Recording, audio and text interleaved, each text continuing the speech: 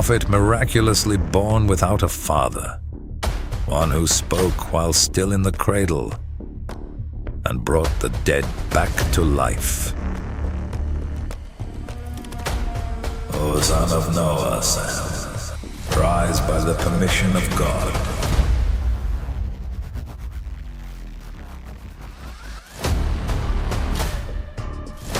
He opened the eyes of those born blind, in a way thought impossible. Cure for diseases once thought to be incurable. He would be received by a people who had killed their prophets. They claim God has given him new rulings, that he has lifted some prohibitions. Tell us, after all these years of studying Scripture, are we now to follow a young man? He would be betrayed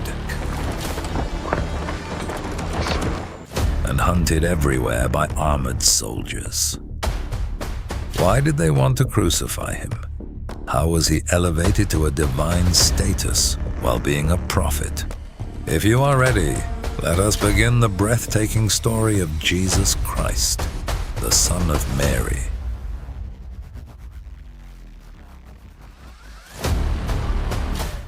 Mary, the mother of Jesus, had withdrawn to a quiet place away from people.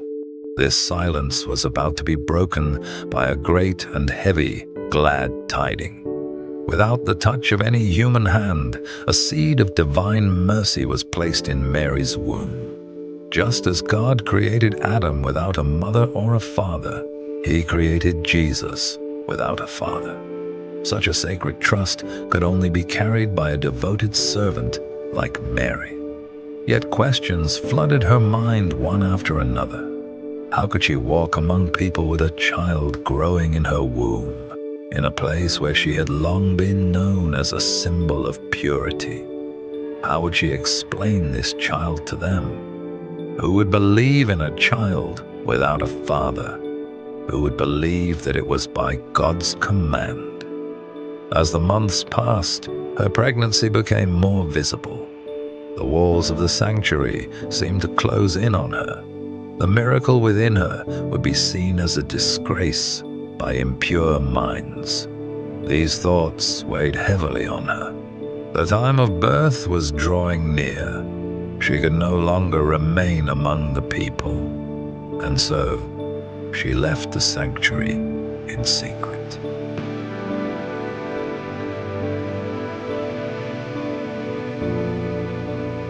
And the awaited moment had arrived. The baby opened his eyes to the world. Mary looked at the light in her arms. She was holding a miracle. She was now a mother. She gazed into her baby's eyes.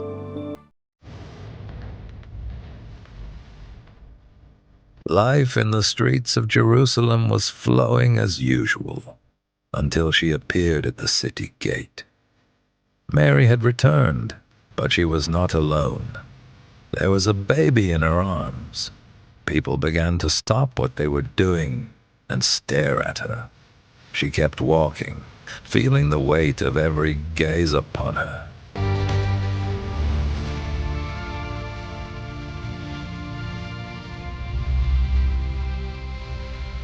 Mary remained silent. She did not utter a single word, nor did she try to defend herself. She simply obeyed the divine command and, extending her hand, pointed to the baby in her arms. The crowd grew even more angered by her silence, and the baby spoke, and those who heard him could not hide their astonishment. She passed through the astonished crowd with dignity, her head held high, carrying the miracle in her arms. The news of the baby speaking spread throughout Jerusalem. It became the talk of the marketplaces, the homes, and the courtyard of the sanctuary. Did you see Miriam's baby talk? I heard it with my own ears. I can't believe it. Still a baby in swaddling clothes? I can't comprehend it. There is talk among the people about a baby. A woman from the Israelites named Mariam has given birth to a baby without a father. They say the woman is descended from both Prophet David and Prophet Aaron. Sir, they have seen this child speaking while still in the cradle. Everyone is talking about it. They were expecting a savior called the Messiah from the lineage of Prophet David. One day they might gather around him and start a rebellion. This child made me extremely uneasy. Governor Herodes made his decision. He intended to take the life of a helpless baby, still in swaddling clothes. In the stillness of the night, news that no one else knew reached Mary. She could no longer stay here. She looked at the infant Jesus. He was sleeping peacefully. She took him into her arms, and in the darkness of the night, without looking back, she took her first step into the unknown. When they arrived in Egypt, it was as if they had nothing with them. Whenever Mary heard of a place where there was a harvest, she would go there, work, and provide for her son with what she earned. Her days were spent passing on all the knowledge and upbringing she had learned to Jesus. She would recite the verses of the Torah she had learned from Zechariah and tell the stories of the prophets before him, Abraham, Joseph, and Moses. Fate had brought the paths of these three prophets together in these lands. And now, a fourth, Jesus, was here as well. He was hearing these events in the very place where they had once happened. From each of them, he was taking something for himself. His mind was so clear and sharp that when his mother explained something once, he understood it 100-fold. When Jesus reached the age of 12, an era in Jerusalem had finally come to an end. The fearful ruler, driven by his obsession with power and determined to kill infants, Herodes, had died, and the Son of Jesus was beginning to rise. They could no longer remain where they were. When Mary received the news, it was time to return to her homeland, to her people. However, the gates of Jerusalem were still closed to her and remained dangerous. For this reason, they settled in the village of Nazareth, in the lands of Palestine, about a week's journey from Jerusalem. From that day on, people would come to know him as Jesus of Nazareth. As the years passed and he reached the age of 30, the time had come. The gates of the heavens were opened. The angel of revelation set out. Now his mission of prophethood was beginning.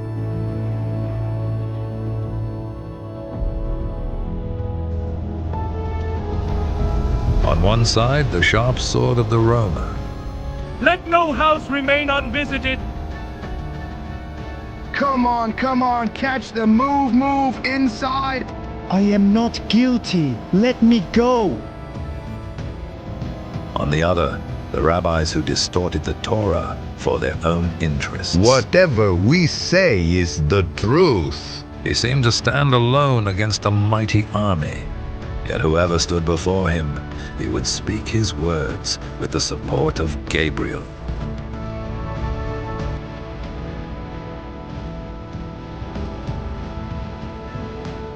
Yes, he was going to the people who had martyred Zechariah and made life unbearable for his mother. And he was not going to seek revenge, but to call them to paradise. In Temple Mount, as usual, it was a crowded and noisy day. People were worshiping, vendors were shouting, and rabbis were arguing. But that day, there was an unexpected visitor among them. He was a new face, simply dressed, yet majestic in presence, with a radiant face. He walked as if he were the true owner of the sanctuary and came to the center of the courtyard. All eyes turned toward him.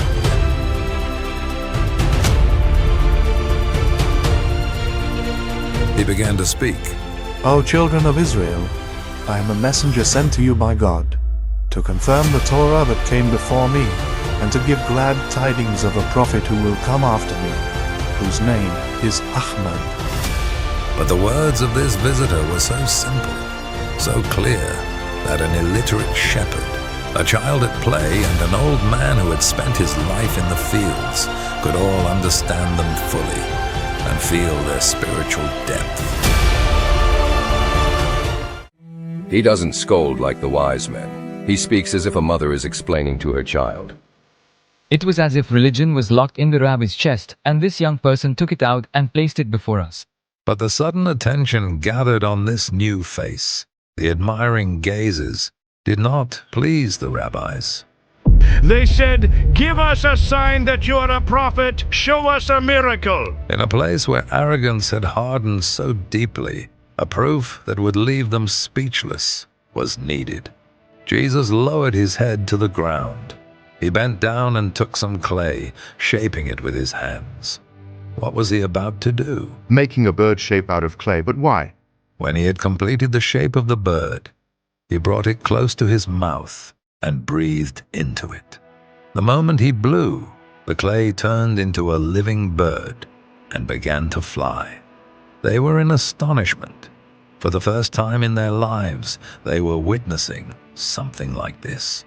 Their admiration grew even more, and when the bird flew over them and disappeared, Jerusalem would never be the same again.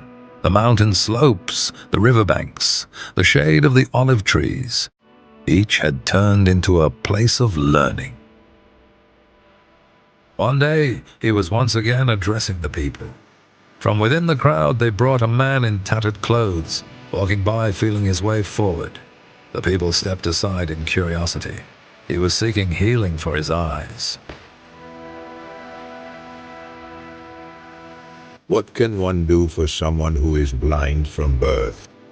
Didn't you see the bird come to life in the temple? God grants miracles to his prophets. Do not let reasons darken your heart. I believe, O messenger of God. If God wills, he can also open my eyes. Nothing is difficult for his power. Jesus placed his fingers upon the man's closed eyelids. A quiet prayer slipped from his lips, and he slowly withdrew his hands. Another miracle had taken place. The man's eyelids trembled as they opened. First came a ray of light, then colors, and finally, a clear image. The first face he ever saw in his life was the noble and compassionate face of Jesus. I see. My God, I see. There was a leper living outside the city. Peace be upon you, scholars who have studied the Torah. Would you not pray for this man afflicted with leprosy? Get away from here, cursed man. Who knows what sin you committed to deserve this?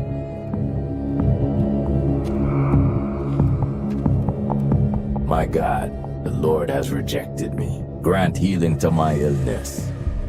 With his last hope within him, he set out on the road and found Jesus.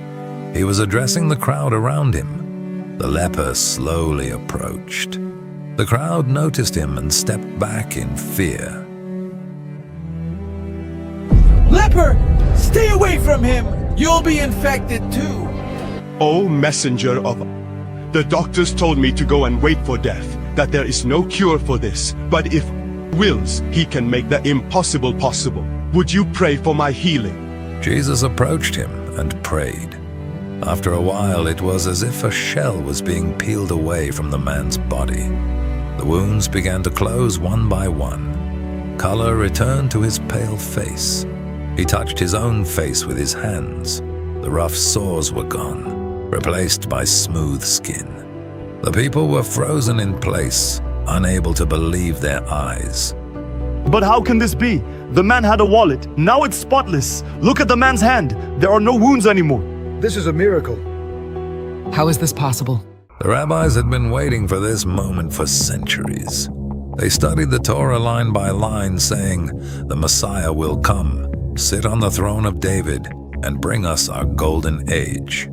Yet now, even though he stood right before them, it was they who remained cold and distant.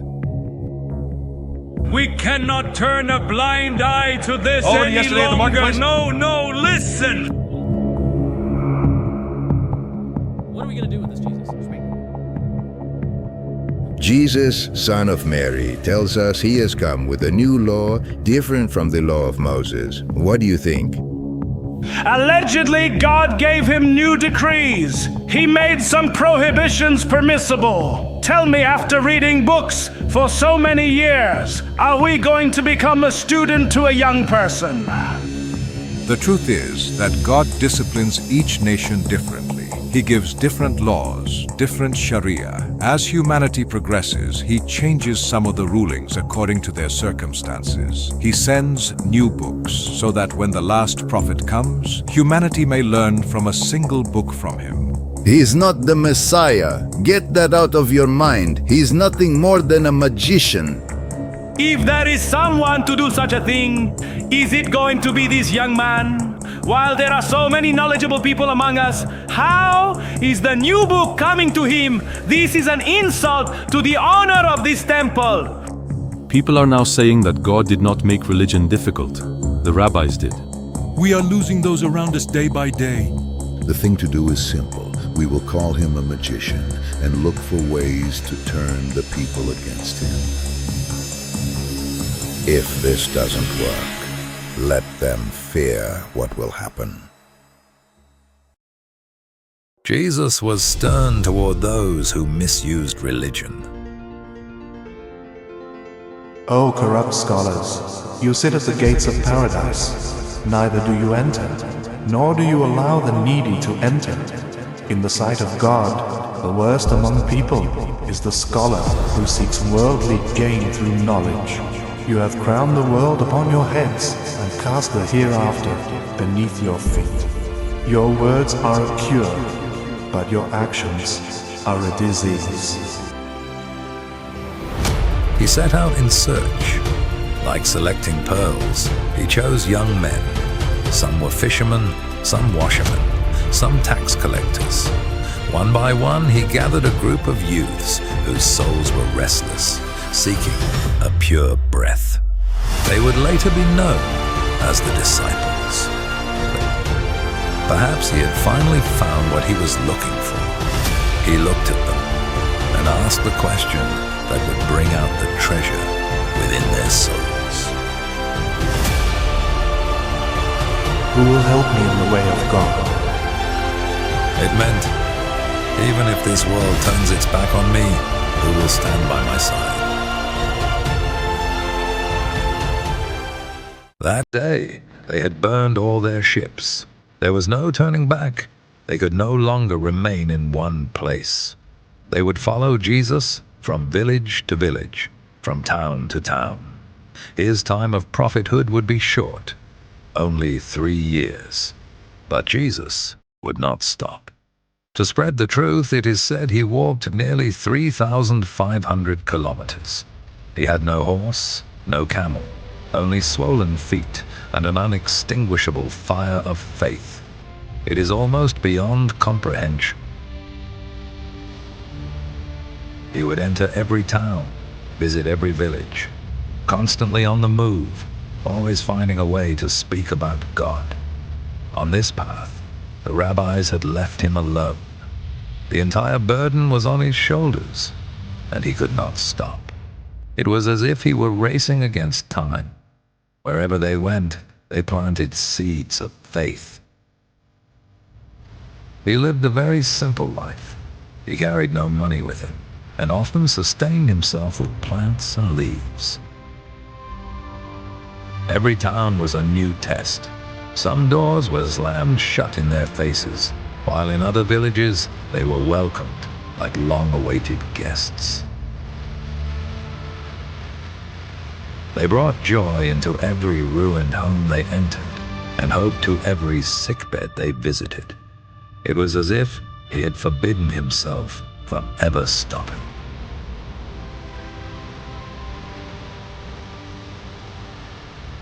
Wherever there was a human breath, Jesus was there.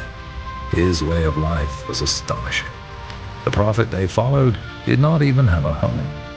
When the sun set, wherever he happened to be, sometimes a house as a guest, sometimes the hard ground became his resting place. He ate only enough to keep himself standing. He did not live to eat. He ate to live. One morning, the disciples could not find Jesus beside them. They went out searching. Where could he have gone? After a while, they all froze in place. Another miracle had taken place. Jesus was standing in the middle of the sea upon the water.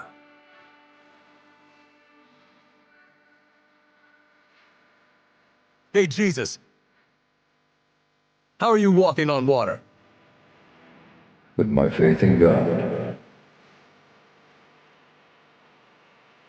When they said, "We believe like you, Jesus." Then come and walk. He called out to them. Could they really do it? They took their steps. It almost seemed possible.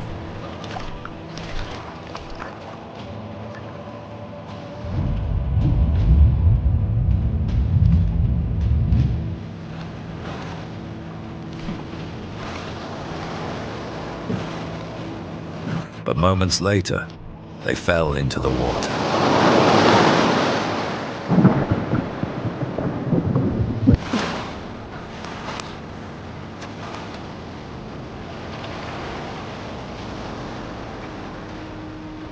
I wish you could resurrect someone who saw that ship and show us. That person could have told us about those days.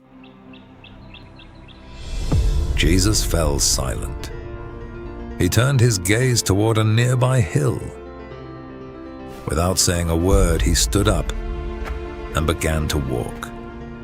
The disciples followed him with curiosity.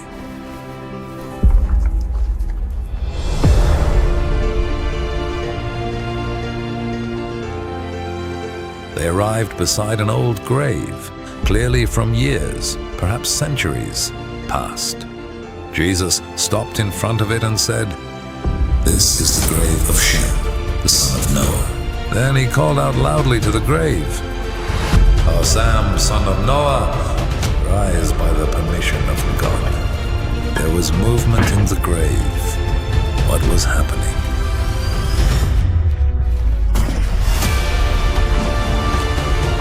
The disciples stepped back in fear.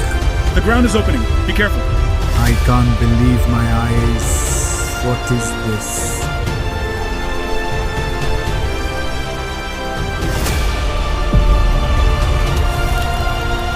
An elderly man emerged from the grave.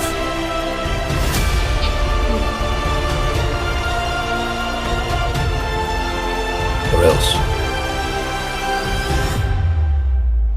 Or did the apocalypse happen?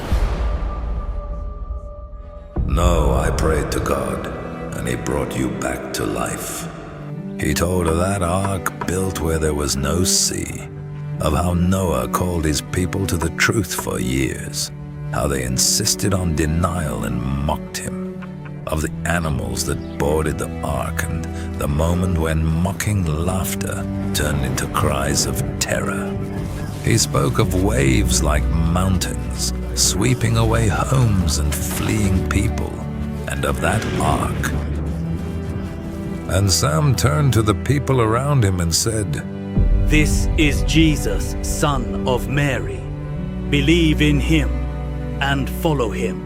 After saying this, Jesus said, "If you wish, you may stay with me." O messenger of, what is the benefit? The end is still death. So that Sam would not have to experience the pain of death again, Jesus prayed, and Sam returned to the grave, becoming as he was before.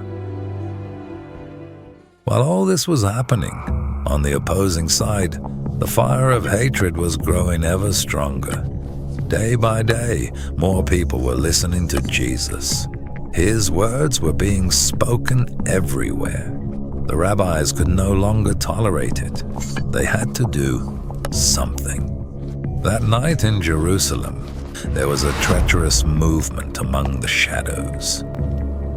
Can't you see? He is misleading the people, and they are following him. Our door is no longer knocked as it used to be. Isn't it time to get rid of him? How much longer will we wait? If we kill him, we will provoke the people against us. Besides, you know that we cannot execute anyone without the approval of the Roman governor. We won't kill him anyway. Rome itself will kill him. However, they do not easily execute someone. Don't worry, we will accuse him of such a crime that if Rome lets him live, it will have violated its own laws. What is this? Rebellion. The decision was made, and they were forced to cooperate with a very power they despised, the Romans. They put on the mask of concerned citizens and, at the first light of dawn, went to the governor's palace, praying for the coming of the Messiah had been false. If we enter an idolater's house, we are considered defiled. Let's wait outside.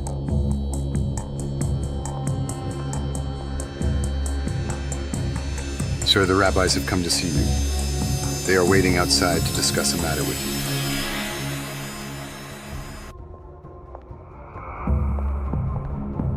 What's going on?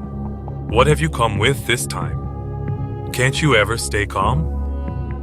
Oh, Governor, rest assured, if the matter weren't serious, we wouldn't appeal to your supreme justice. We have come to report a rebel who has set his sights on the emperor's throne.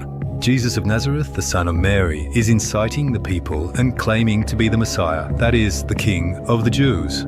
If you don't resolve this issue before it reaches the emperor's ears, we fear for your safety. For years, the rabbis and Rome had been enemies, but now they had found common ground, and the decision was made.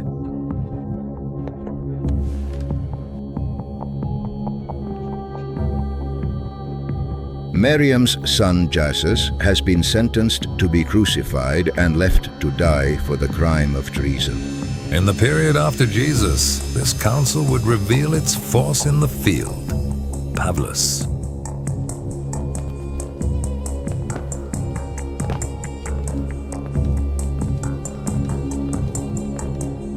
He roamed the streets like a hunter, raiding homes and chaining people, men and women alike, accusing them of straying from Judaism. After harsh journeys, they were brought before the council. Dark days awaited those believers who were captured. Before the council, they were whipped and ordered to renounce their faith. In underground dungeons, they were left hungry and thirsty. Some were even martyred by stoning. Whenever a vote was held for execution, Pavlus would always cast his vote in favor of death. Let's kill them until none are left! He wanted to become the architect of this new world of Christianity. Even though he did not truly believe in Jesus, from that day on, he would try to appear as one of his followers. He had never seen Jesus even once in his life. Yet he would put forward such a claim that it would sideline the disciples in an instant and draw all attention to himself. Jesus suddenly appeared to me and gave me authority. I am now following his path. Pavlus replaced the truth that Jesus was a servant and messenger of God with an idea they would not oppose, but rather embrace, the concept of the Son of God. He could be a Jew with the Jews, a Greek with the Greeks, a Roman with the Romans, appearing as one of them wherever he went. His plan worked so effectively that today, in the book we hold as the Gospel, we hear Pavlus' voice more than that of Jesus. While the life of Jesus is told in 4 sections, 13 sections consist of the words of Pavlus. Every corner of Jerusalem was being searched. Jesus was constantly on the move, until one of the disciples betrayed him. Ben Yehuda, the apostle of Jesus, what will you pay me if I tell you his location? The rabbis offered 30 pieces of silver, worthless coins, and Judas sold his soul. Armored soldiers lit their torches and set out, with Judas leading them. Surrounded by enemies while his companions slept, it seemed as if no one on earth was more alone than he was that cold night. After a miraculous birth, he would depart in a miraculous way. Yet there was God, the owner of all things. He entrusted his entire being, his fears and his hopes, to the Lord of the throne. While the wicked plotted, he called upon the best of planners. The wind seemed to weep with him, and the olive trees bore witness to his prayers. The sound of iron armor drew closer until the soldiers stopped. They had arrived at the house. Judas wanted to enter first, alone. He did not know that destiny was waiting for him inside. And then, the moment came. Time stood still. The laws of the world were suspended. God had sent 2 angels to his faithful servant. It was time for Jesus to depart. Between their wings, his feet were lifted from the ground. The gates of the heavens opened, and he began to rise. The prophet who had breathed into clay and turned it into a bird was now departing like that very bird, leaving his people behind. Just as his birth was a miracle, so too was his departure. And for those who remained, the consequence of betraying God would not be easy. The best of those who take retribution is God. And then something happened that Judas never expected. God transformed the appearance of that traitor, making him look exactly like Jesus.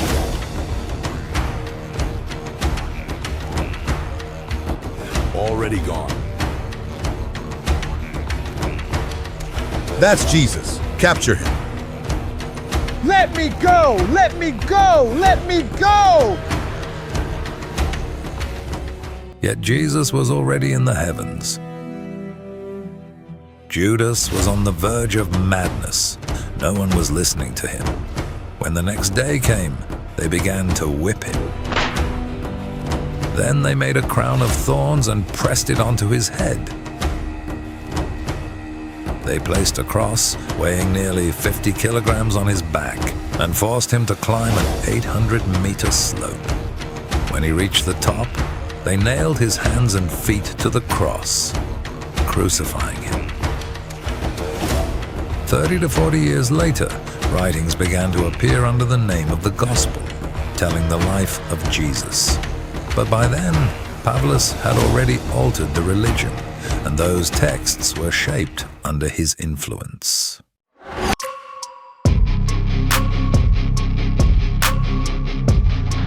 In the next story, Adam and Eve face the devil, who is seeking revenge.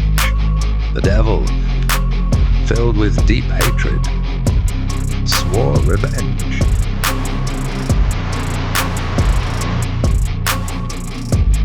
The first human and the first prophet Adam. And from that moment on, a great struggle began that would last until the day of judgment.